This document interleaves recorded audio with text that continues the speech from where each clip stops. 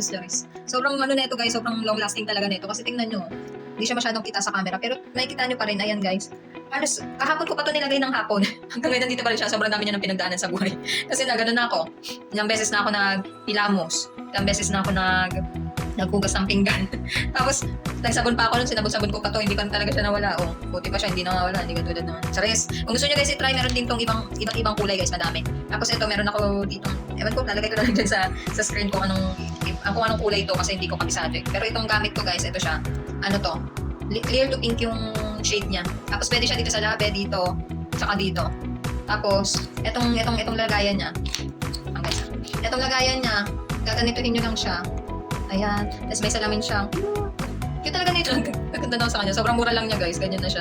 Tapos ito sobrang tipid. Konti-konti lang talaga ilalagay nyo. Tapos ano na siya. Ano nyo na siya dito. Pa dito. Sobrang dami naman lalagyan. Tapos itong pinakabit ko talaga sa kanya. Ito. Tignan nyo naman yan. Sobrang punasan nyo lang to guys. Pagkatapos nyo gamitin. Konti-konti lang ilalagay nyo. Halos dito lang oh.